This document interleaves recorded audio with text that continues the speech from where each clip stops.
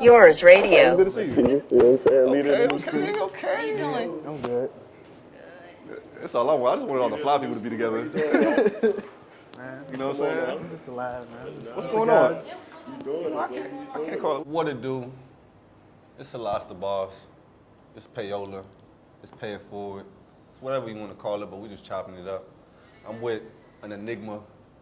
You know what I'm saying? I'm with, a man of many talents. And, and you can see him around in D.C., parlaying with, the flyers and doing the flyers things and just really just in the, epitome of, just good style, man. I want to really introduce y'all to my man Juan. You know what I'm saying? Juan, can you just give him a little overview of who you is, what you do, and how you coming? Oh, man. Yeah. Well, he told you my name, so that's half the battle. Yeah, I'm a multidisciplinary artist, specialized in graphic design, photography, getting fly, and I'm the manager of the Lil Sto. Okay, let's start there. All right, so we are sitting here in the Lil Sto, which is very important. I think this is not like a regular thing. There are other streetwear stores, and there have been other streetwear stores. Definitely. But can you explain specifically why the Lil Sto is so important? Yeah, definitely. Well, for me personally, and I've expounded on this before, but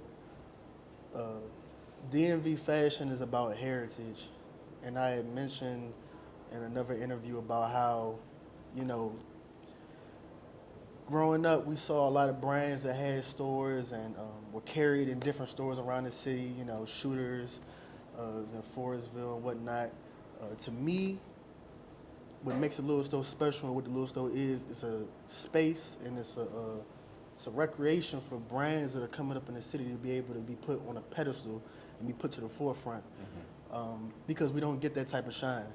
100%. There's a lot of people from this area that you would never know are doing fantastic things all over the world 100%. and with different fashion houses and different brands and whatnot, but they're not catapulting.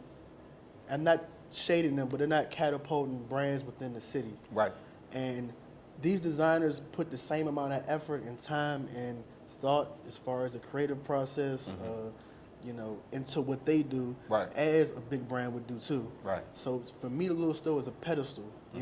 I want brands from this area, DMV, to be acknowledged alongside a Rick Owens, a Needles, some of my favorite brands, because everything in here isn't high fashion avant-garde. Some of my favorite brands like Stray Rats, Fucked and whatnot. Like, I want us to have the same type of viewpoint and the same type of acknowledgement that those brands get. So for me, the Lil Sto is a pedestal, and it's a gateway to a bigger picture for DC fashion. 100%. And I think that's why this conversation is so powerful. For a long time, it's almost like we look other places for culture. Yeah. And then when we look at the DMV, it's like we don't hold our culture high. Yeah. We see it sometimes in music with go-go. Yeah. We see it, with our own artists and things of that nature. But when it comes to fashion specifically, as long as a lot of us can remember, like, the DMV has been a very fashionable place. Yeah. Especially in generations past, where there's been other brands, like you said, like Shooters and Bonadachi and Solviato and Madness and Hobo. Hobo and it's so many other brands that have had a staple and have just gotten customers in the DMV, leading us to this generation, right, where there's another boom, right, and not only a boom, there's a community, right, and I think what you guys are doing is acknowledging the community. Yeah. Not only do we see brands in here, we see people who are in fashion that just stop by just to say hello and just chill out. Yeah. It's a safe space, whereas you would have to go to New York for that. You know what I mean? Like, you would have to go to Fairfax or in California for that. We didn't have a space, and that's why I feel proud to be a brand that's also in here. My girl's brand is in here. But a lot of people that I grew up with, like even before we was doing clothes and making clothes, somehow they ended up being here as well. Yeah. So I want you to kind of talk about how you got with Ling, how y'all kind of made this happen, and how did y'all go about just reaching out to all these other brands? Well, I met Ling 3 or 4 years ago. He had a pop-up because he has his own brand that we carry in here too, called Lil Bro. And I had seen him around or whatever. And I met him formally at this pop-up, and I swear, like, even that first night that I met him, it was New Year's 2021 going into 2022. Even that first night that I had met him, he was talking about this. This was already something that was in his mind. He had been talking about this for a while.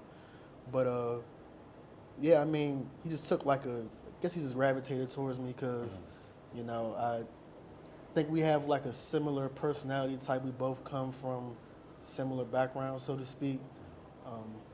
Yeah, and I was interested in his look or whatever and just asking him certain questions. So that's how he gravitated towards me. And from there, you know, I was just working with him. Like, I was his assistant for like a year and, you know, basically like setting the foundation for what this would be. Because that whole first year of working for him, this is all he talked about doing.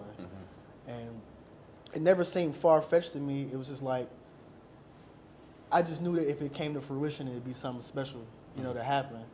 And it's so crazy, like, you know, life is like a long education as to how things pan out for you in the future. So it's like you never know. Like, you might meet people in passing, and they might end up in a space like this. You like just like how you said, there's people you came up with or around, and they found their way into this space. And that same thing is happening to me. You know, I got a lot of friends who have brands in here, and that comes back to the question you had asked about how do we hook up. 90% of these brands in here are like sprouted from organic relationships. Meeting people and not even thinking that one day that their brand might get carried in a store that I'm managing, but just, hey, you know, I think you're cool. I do something cool. You do something cool. Like, and it just meshes. So it wasn't a stringent, like, long process of like recruiting brands. Like, we just knew people and we knew what we liked. You know, we have similar taste, and I mean, I just feel like we have really good taste too. So that's really how that came together. It was an organic process. Describe DC or DMV style, right? Now, I know that it's been kind of divided now because it's like how us older, you know, how us older people kind of style and dress, and how like the younger people dress, which is really like all black, you know, they keep it, you know. So I want you to describe it in your vantage point, right? Like just as like how it went from the trends that we had growing up to what the kids are doing now, what the youth is doing now, and how, you know, how that kind of goes together, right?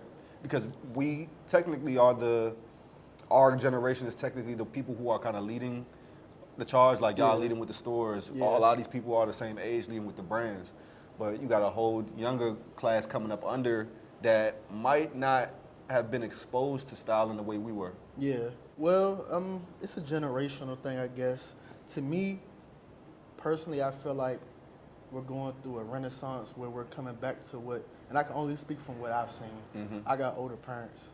So, you know, my dad would have been in his 70s, my mom's in her 60s. So what I'm exposed to, or what I was exposed to in fashion, is a bit different from, you know, I've had friends, you know, their parents might be slightly younger. You know, when my dad was growing up, you know, it was a big deal for a dude to be hustling to have Gucci shoes and, you know, to just put that shit on, so to speak. And I felt like, yeah, there is a section of kids in the city that dress a certain way, but at the same time, I noticed even in the very young kids, 14, 15, even 13 years old, you know, they're wearing Balenciaga.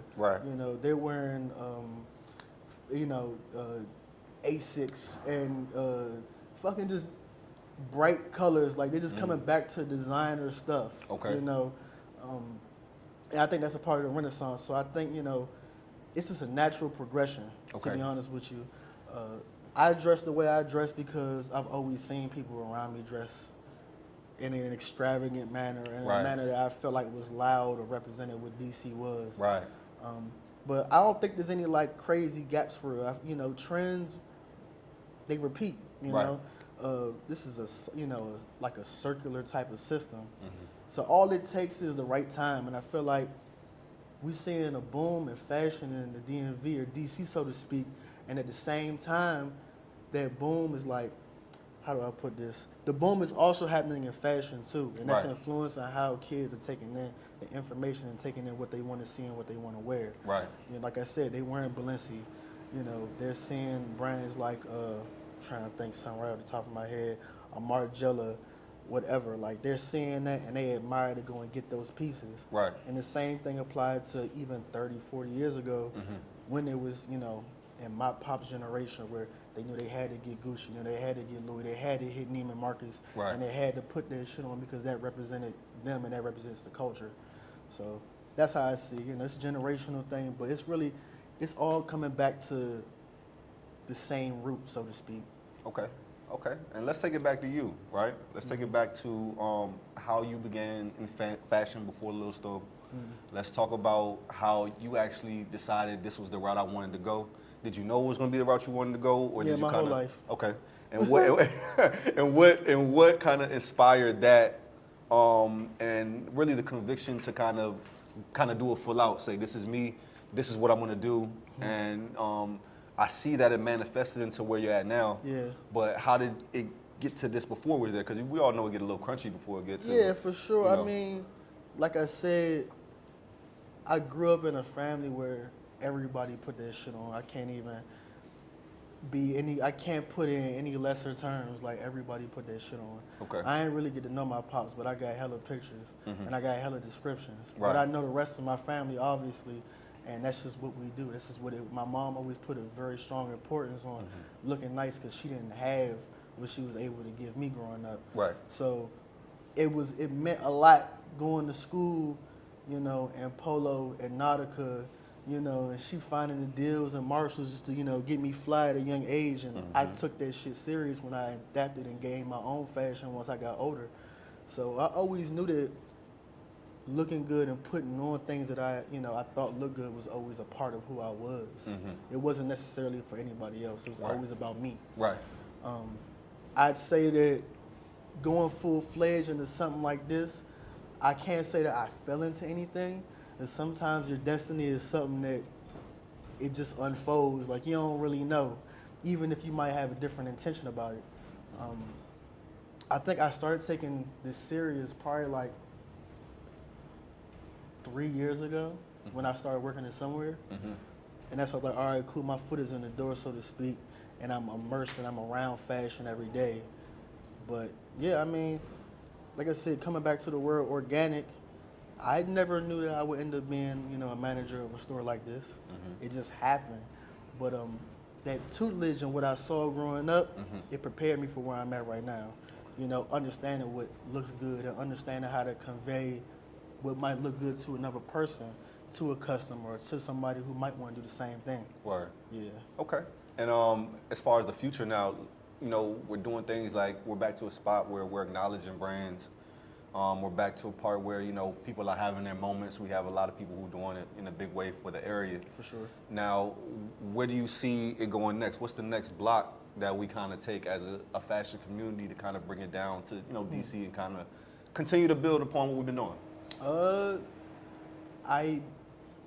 What I would do is I would urge everybody with a voice in this area to do exactly what we're doing right now, which is to catapult talent that's on the rise. That's the only way that it happens. If we don't give the proper acknowledgement and put these brands, these designers, these creatives on a pedestal, then, you know, we can't get to the next level. Right. It's not just going to happen by just putting this shit on. You have to put these people's names in the right rooms. You have to refer people. You have to mention people. That's the only way that things like this really happen. 100%. You never know who's watching. You never know who might come by, and that's why it's so important to practice humbleness, but also practice, you know, setting a good first impression. So yeah, mentioning people in a high regard, that's what's going to take us to the next level, because all this is in tandem. This doesn't 100%. happen from one person, and all these brands are standing on the back of each other. Right. No particular order, but if everybody is on the same accord, then we get to the places we're supposed to be at. 100%. And I'm glad that you said that because that's really the main reason I'm doing this, right? I think it's necessary to say people's names. Yeah. I don't like when I'm watching an interview and they be like, oh, I don't want to say their name because I don't want nobody to be like I left them out. Or it's like, nah, you got to say the name that come to your mind. Yeah, facts. Because that's the person who's put in the work to get you to want to acknowledge them. Yeah. And that's the only way for it to get out. So I think it's super important. And with that being said, I want you to name 3 people in fashion that you think people should know. DMV fashion? Yeah, it could be a DMV fashion that you know, whether it's brands in here or just people that you just doing their thing. Well, my friend Nas, he does conceptual consumerism. Okay. You know. That's a fan. This hat is a fan favorite, by the way. Yeah, everybody loves his hat. But he's been doing this for a very long time. Word. He hand stitches, hand sews everything. So definitely him. Let me see who else. Fashion in general. I love Martine Rose. You know, I gotta give a black woman a shout out. Love Martine Rose. And another local brand that I think, let me see. I ain't trying to single nobody out. Mingo by Domingo. Okay. Yeah. You love Mingo? Yeah. Shout out to Mingo. Yeah. Okay. And last but not least, before we wrap this up, man, give them some game for a lane. Game for a lane. Give them some game for a lane. Yeah, man. I mean, stay true to yourself. What else? Stay true to yourself. Stay humble. Put that shit on.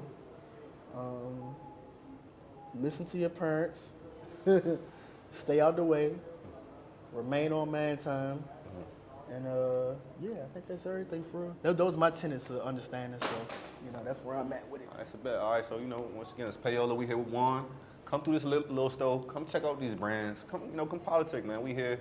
They're going to be here until, you know, December, top of January, actually. January 1st. January 1st. So I got plenty of time to come in here. A lot more brands going to be in here. A lot more stuff going on. You know, I'm going to holla.